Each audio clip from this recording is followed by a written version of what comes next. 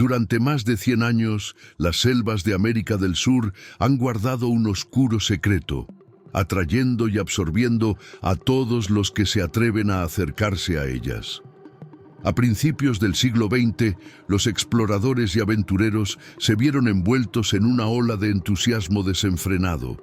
Estaban obsesionados con la búsqueda de las grandes ciudades perdidas, ocultas en la espesa e impenetrable selva. Y no se trataba de simples mitos sobre el oro, sino de leyendas sobre civilizaciones altamente desarrolladas que habían desaparecido sin dejar rastro, dejando solo fragmentos de extrañas mapas y vagas insinuaciones. Se decía que estas ciudades estaban construidas con una piedra misteriosa y guardaban la sabiduría de los antiguos.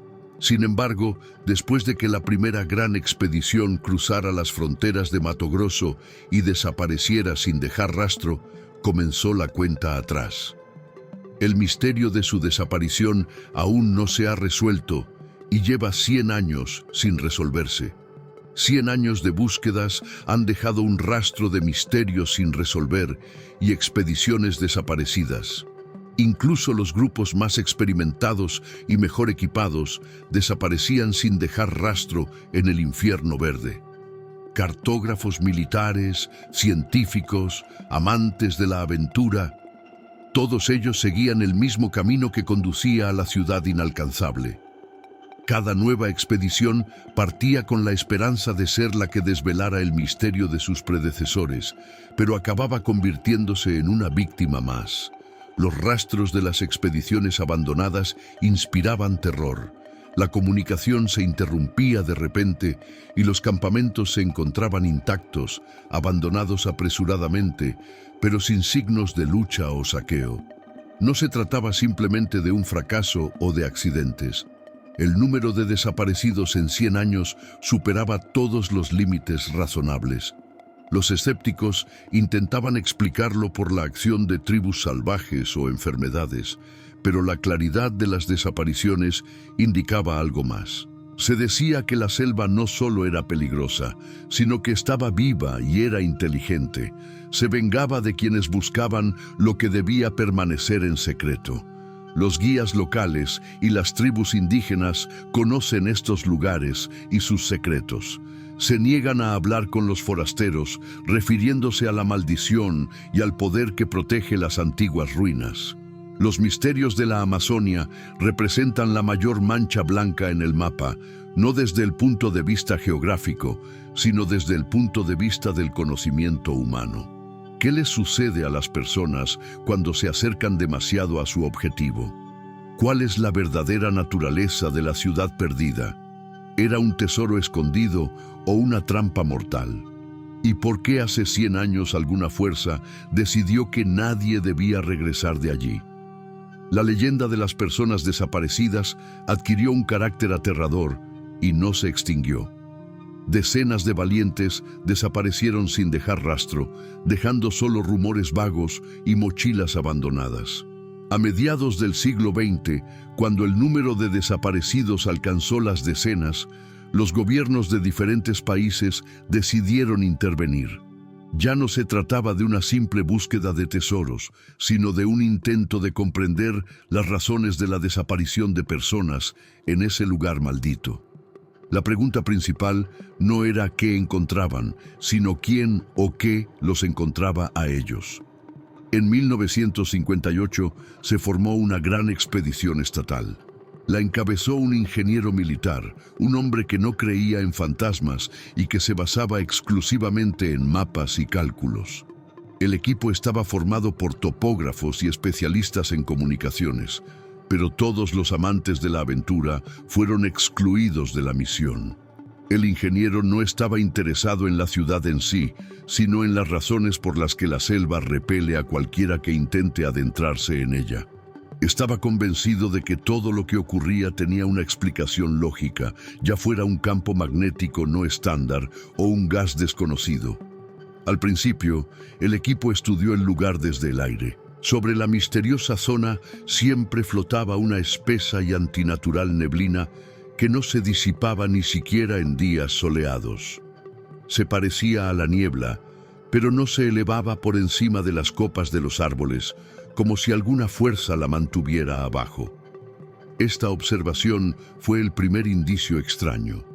Pero cuando los especialistas pudieron comparar y analizar las imágenes antiguas y nuevas, obtenidas con gran dificultad, se encontraron con algo que cambió para siempre su percepción de las ciudades perdidas. En lo profundo del bosque, ocultos bajo la espesa vegetación y la densa niebla, se descubrieron enormes patrones regulares. Eran gigantescas figuras geométricas talladas en la tierra con asombrosa precisión. Cuadrados, círculos perfectamente lisos, polígonos con ángulos agudos. La naturaleza no podía crear tal precisión. Los patrones se extendían a lo largo de una distancia considerable, conectados por líneas rectas y canales que desaparecían en el espeso bosque. No eran ruinas o construcciones comunes. Estos geoglifos daban testimonio de una antigua civilización que no construía altas ciudades de piedra. Transformó una enorme extensión de selva, creando una ciudad a partir de la propia tierra. Estas huellas hablaban de un poder colosal, un plan bien pensado y un profundo conocimiento. La civilización que dejó tras de sí los misterios de la Amazonia no desapareció sin dejar rastro. Se hundió en la tierra, dejando un gigantesco y misterioso mecanismo que, posiblemente, sigue funcionando hasta el día de hoy. Inspirado por estos descubrimientos, el ingeniero decidió ir a la zona. Junto con 15 miembros de su equipo, desembarcó en la orilla de un pequeño río, lo más cerca posible del centro de los dibujos. Desde el principio surgieron problemas, como si la propia tierra se opusiera a su presencia. Las radios, que por la mañana funcionaban correctamente, ahora silbaban y chirriaban, como si se hubieran metido en ellas serpientes venenosas, y luego se callaron por completo, sumiendo al grupo en un silencio opresivo. Las baterías de las cámaras y los dispositivos, que debían garantizar un funcionamiento autónomo durante todo el día, se agotaron en pocas horas, como si una fuerza invisible les succionara la energía.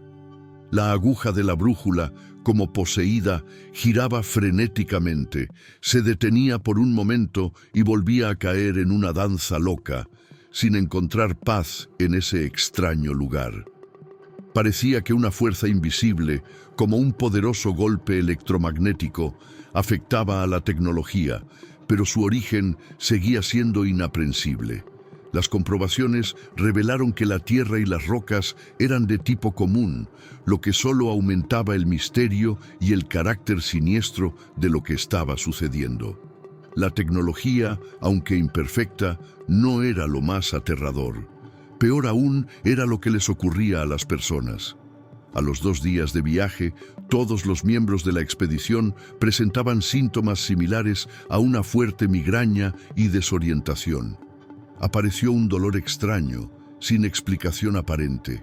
Les dolían al mismo tiempo los dientes y las sienes, como si una presión invisible les comprimiera lentamente el cráneo. El equipo, formado por profesionales y militares disciplinados, se fue convirtiendo poco a poco en un grupo de personas nerviosas, enfadadas y asustadas que se miraban con desconfianza. Todos hablaban al unísono de un zumbido silencioso pero molesto. No provenía del exterior, sino del interior, de los huesos y el corazón, como si los propios esqueletos comenzaran a vibrar con una frecuencia inhumana. Era un sonido que no se percibía con los oídos, sino con cada célula del cuerpo. Este zumbido constante y aplastante impedía pensar y por la noche dormir. La gente daba vueltas en sus tiendas de campaña y el ya de por sí escaso descanso se veía interrumpido por pesadillas. En la oscuridad, a través de los claros entre los árboles, veían por todas partes sombras en movimiento, altas, esbeltas y silenciosas. Abriéndose paso a través de la espesura, el tercer día se topaban con un campamento abandonado. Las marcas en el equipo indicaban que allí había vivido una expedición desaparecida en los años 30. Habían pasado varias décadas, pero el campamento parecía haber sido abandonado recientemente. Las tiendas estaban intactas. Sobre las brasas frías de la fogata quedaba una olla ennegrecida con restos solidificados de algún tipo de sopa, y en una cuerda tendida entre los árboles colgaba ropa agujereada, pero aún resistente. No había señales de lucha, ni el más mínimo indicio de robo o saqueo. La escena era aterradora por su cotidianidad. Daba la impresión de que las personas se habían ausentado por un momento y habían desaparecido sin dejar rastro. Dentro de una de las tiendas les esperaba lo peor. Sobre una caja de madera que servía de mesa había un diario de campo abierto. La cubierta de cuero estaba cubierta de moho, pero las páginas aún se podían leer. En la página en la que se había detenido su anterior propietario había varias palabras escritas. Estaban garabateadas en el papel con tal fuerza que la mina del lápiz lo había roto en varios lugares. Me llaman, tengo que irme, me esperan. El ingeniero, un hombre acostumbrado a confiar en la practicidad y poco inclinado al misticismo, lo comprendió todo en ese momento. No se habían enfrentado a una tormenta magnética ni a vapores tóxicos, sino a algo más aterrador. Una fuerza capaz de manipular los pensamientos y los deseos. Esta fuerza invisible, con su llamada silenciosa e insistente, obligaba a las personas a abandonar voluntariamente todo y adentrarse en la selva, desapareciendo para siempre de la vista. Las personas no simplemente desaparecían sin convertirse en víctimas de animales salvajes o enfermedades.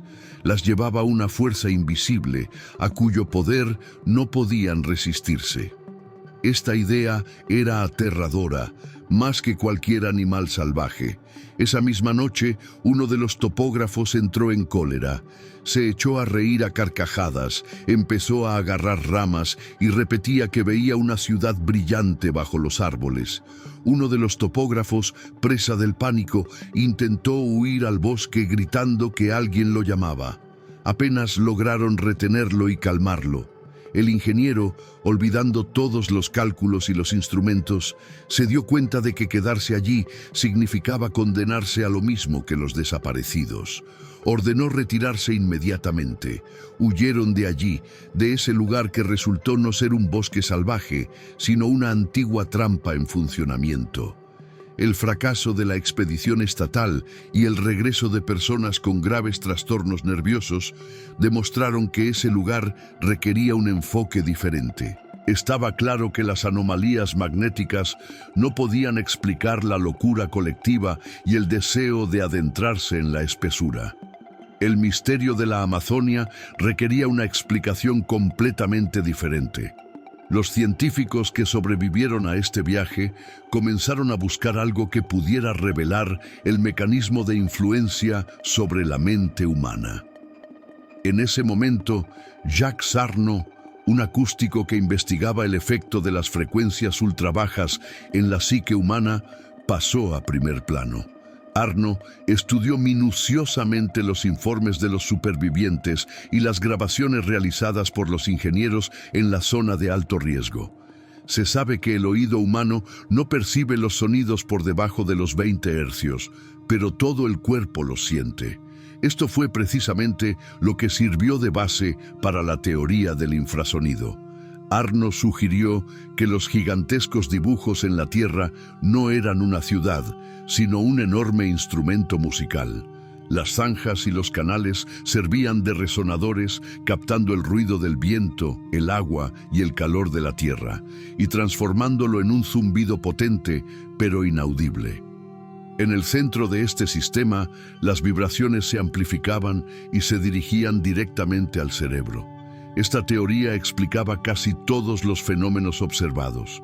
Los infrasonidos a determinadas frecuencias provocaban una fuerte ansiedad, un miedo inexplicable, mareos, náuseas y, sobre todo, alucinaciones auditivas.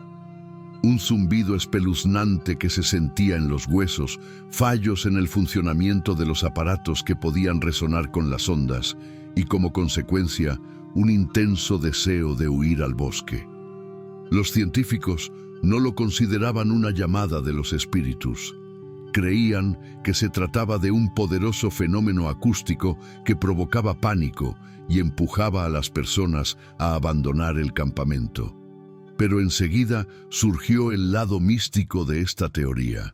Si los antiguos indígenas construyeron tal mecanismo, ¿para qué? Los arqueólogos sugirieron que la ciudad se creó como una trampa o un filtro. Quizás servía para proteger o para almacenar conocimientos inaccesibles para los no iniciados. Sin embargo, las leyendas indígenas, recopiladas por los investigadores poco a poco, eran mucho más sombrías. Hablaban de la ciudad que nunca duerme y del templo que se alimenta. Las leyendas de las tribus locales que han habitado estas tierras durante siglos cuentan que los constructores de los gigantescos diseños no desaparecieron, sino que se transformaron, convirtiéndose en parte integral del templo. Según sus tradiciones, el rugido que proviene de allí no es solo una vibración, sino la respiración de la ciudad dormida. Aunque estos mitos no deben tomarse como un hecho científico, reflejan claramente la profundidad del miedo y el respeto que inspira este lugar. Una vez cada varias décadas, cuando los factores naturales eran favorables, la ciudad despertaba, aumentando su atracción.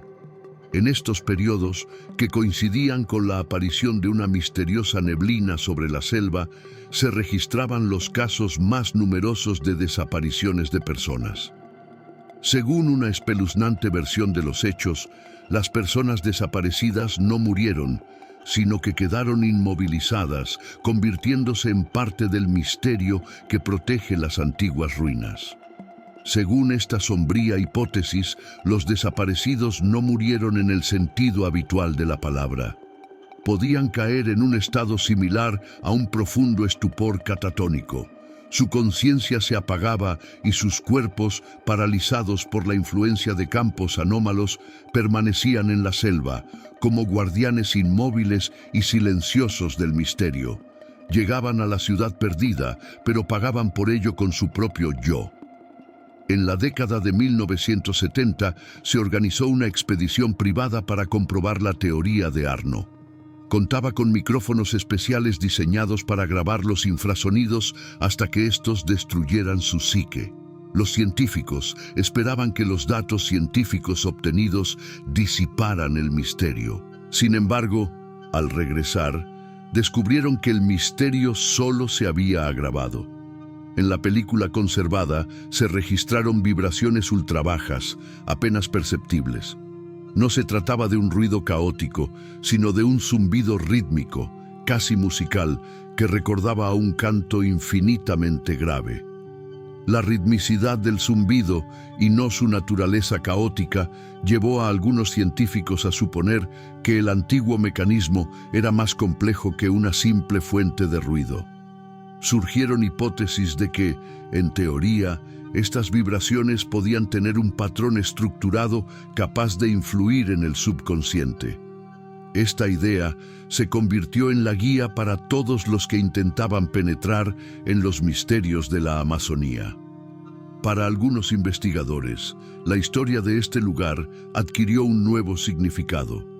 Ahora ven en él no solo un enigma sobre personas desaparecidas, sino algo parecido a un organismo vivo que se despierta cada varias décadas y atrae a quienes perturban su equilibrio.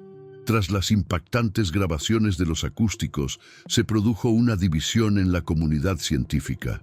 Los físicos se mantuvieron firmes en que se trataba de un fenómeno natural, pero los etnógrafos e historiadores propusieron una versión más aterradora. En su opinión, la ciudad perdida no es solo unas ruinas, sino un templo eterno, construido para llevar a cabo rituales misteriosos u ocultar un antiguo secreto. Y las personas desaparecidas no murieron, sino que se convirtieron en parte integral de este templo. Tras estudiar con especial detenimiento las imágenes satelitales, los científicos descubrieron que todos los gigantescos geoglifos conducían a un punto central. A su alrededor no se alzaba un muro de piedra, sino un alto terraplén de tierra perfectamente nivelado, como creado para ocultar lo que se escondía en su interior. Al analizar las sombras en las antiguas fotografías aéreas, uno de los participantes en la investigación sugirió que en el centro de este terraplén podría haber alguna construcción grandiosa, como una enorme pirámide o todo un complejo de templos, completamente cubierto por la selva. La idea de que las personas se convierten en parte de la ciudad cobró un nuevo impulso.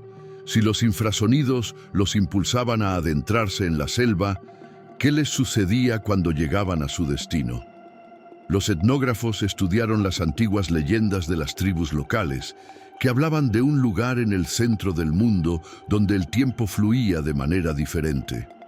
Según ellos, este lugar convertía a las personas que entraban en él en piedra o las paralizaba. Y no era una metáfora.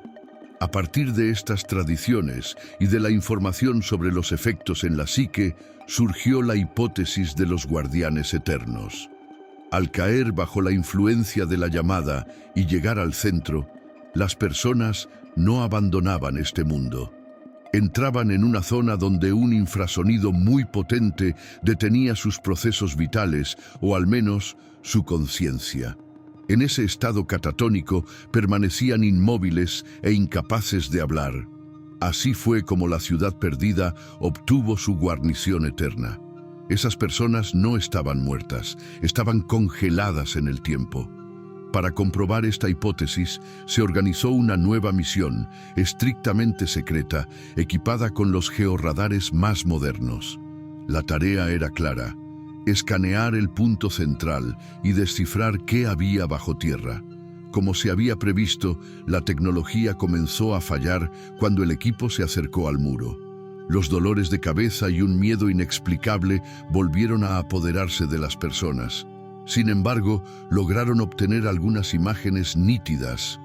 El georradar mostró una enorme estructura de piedra bajo la capa de tierra y vegetación. Parecía una pirámide escalonada o un templo construido no con piedras individuales, sino con bloques macizos perfectamente ajustados. La estructura impresionaba por su aterradora simetría. Lo más aterrador se ocultaba más adelante.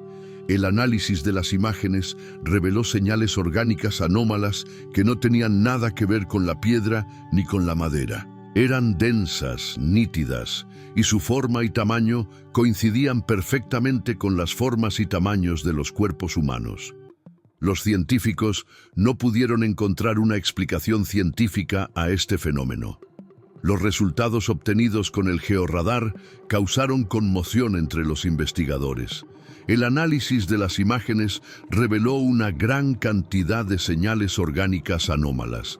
Tenían una forma y un tamaño que coincidían exactamente con los de los cuerpos humanos y estaban dispuestas en círculos concéntricos alrededor del objeto central.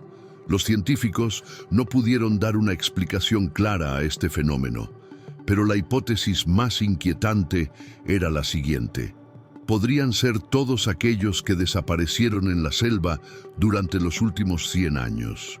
Según esta versión, no fueron enterrados, sino que permanecieron en sus puestos. El descubrimiento de los georradares, que reveló cientos de reflejos anómalos que parecían figuras humanas congeladas, rodeando la estructura central, se convirtió en el hallazgo más aterrador de la arqueología moderna. Los científicos que llevaban a cabo la misión anónima no consideraron la posibilidad de realizar excavaciones. Sabían perfectamente que cualquier intervención en el santuario podría activar los mecanismos que durante siglos habían absorbido a las personas. Al marcharse, dejaron atrás una gran cantidad de conocimientos, ocultándose tras la leyenda de un fallo del equipo y rocas inusuales. La verdad no solo era terrible, sino que ponía en duda los fundamentos mismos de la ciencia. La hipótesis más especulativa, que surge en la frontera entre la física y la esotería, afirma que la antigua civilización intentó llevar a cabo una especie de transición cuántica. En este caso, la ciudad-templo no se considera una tumba, sino una máquina increíblemente compleja. En este sentido, el infrasonido no sirve para ahuyentar, sino que actúa como una frecuencia de sintonización neuronal capaz de influir en la psique humana, haciéndola receptiva. Los partidarios de esta teoría creen que el objetivo final no era la destrucción, sino más bien la absorción o la reescritura de la conciencia. En su opinión, cuando una persona, sucumbiendo a la llamada, llegaba al centro, su conciencia no desaparecía, sino que se transfería a una especie de soporte energético. La energía vital y la experiencia acumulada a lo largo de los años eran absorbidas por la antigua estructura. Como resultado, la ciudad no solo funcionaba, sino que evolucionaba utilizando los conocimientos y las historias de vida ajenas. Las expediciones perdidas no eran solo víctimas, sino una especie de combustible para esta gigantesca máquina metafísica. Todos los que fueron descubiertos por los georradares, desde investigadores de diferentes épocas hasta militares y aventureros, se encontraban ahora en un extraño estado de anabiosis. Carecen de voluntad, pero enriquecen el templo con sus conocimientos y recuerdos. Esto explica el paradójico vacío de los campamentos abandonados. Las cosas perdieron todo su valor cuando sus dueños pasaron a servir a otro amo mucho más exigente. Gracias a campos energéticos aún no estudiados, sus envolturas físicas se conservaron y sus conciencias pasaron a formar parte de la mente colectiva del templo.